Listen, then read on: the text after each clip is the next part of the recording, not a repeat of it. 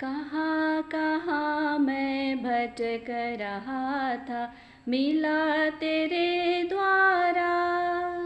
मिटा अंधेरा मेरे हृदय का, मिला वो उजियारा।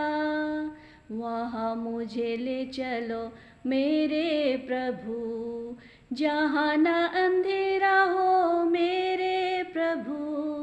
सुख का सबेरा जहाँ रहे सदा, जहाँ दर तेरा हो मेरे प्रभु। कहाँ कहाँ मैं भटक रहा था, मिला तेरे द्वारा। मिटा अंधेरा मेरे हृदय का, मिला वो उजियारा।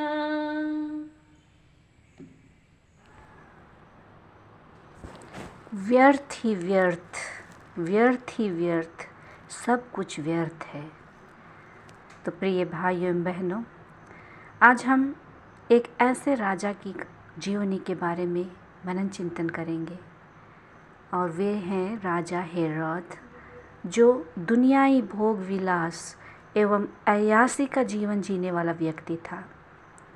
वे धूर्त और महत्वाकांक्षी थे। वे ऐश आराम और शान शौकत के जीवन में लिप्त थे।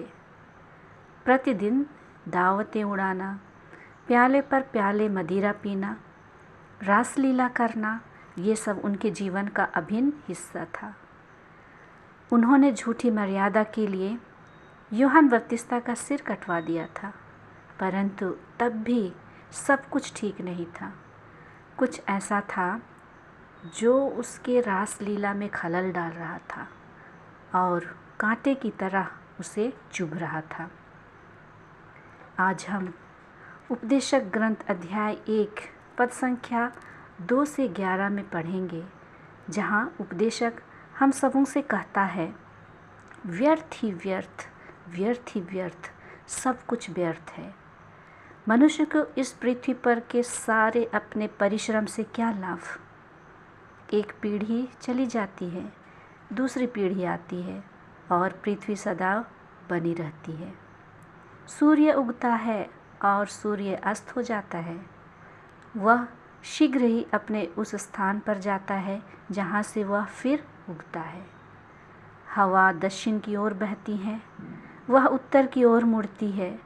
वह घूम घूम कर पूरा चक्कर लगाती है। सब नदियाँ समुद्र से गिरती हैं, किंतु समुद्र नहीं भरता और नदियाँ जिधर बहती हैं उधर ही बहती रहती हैं।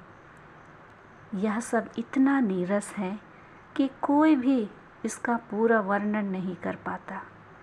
आँखें देखने से कभी तृप्त नहीं होती और कान सुनने से कभी नहीं भरते।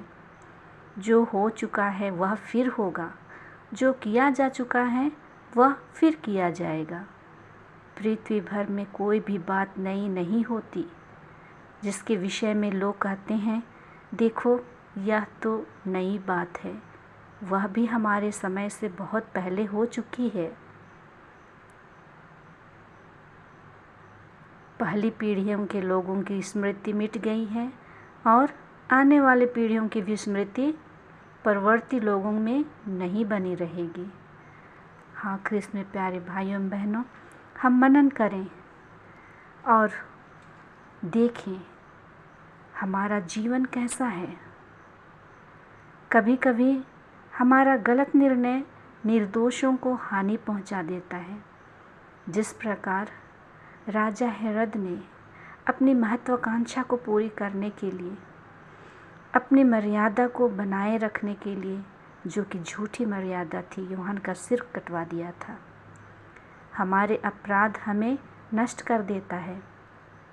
राजा हेरोद की तरह हम भी उलझन तथा बेचैनी के घेरे में घिरे रहते हैं। यह स्थिति बाहर से नहीं वरन अंदर से ही हमारे अंतःकरण को प्रभावित कर हमें नष्ट करती है।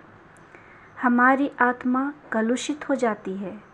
सारी अच्छी चीज़ें हमसे दूर हो जाती हैं। अपराध का बोध जीने नहीं देता है।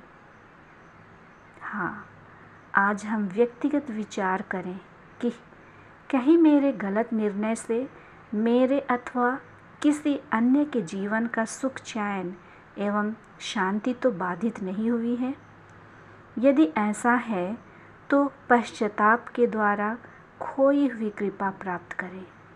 हम प्रभु यीशु से सच्चा पश्चाताप का वरदान मांगें और इस उलझन भरी स्थिति से बाहर निकलने की कोशिश करें। प्रभु यीशु एकमात्र मार्ग है जो हमें इस स्थिति से बाहर निकाल सकते हैं। जिस प्रकार जनता में से अनेकों ने ईसा मसीह को स्वीकारा, उस पर विश्वास किया, उनकी शिक्षा को अपनाया, अनेकों के जीवन में बदलाव आया।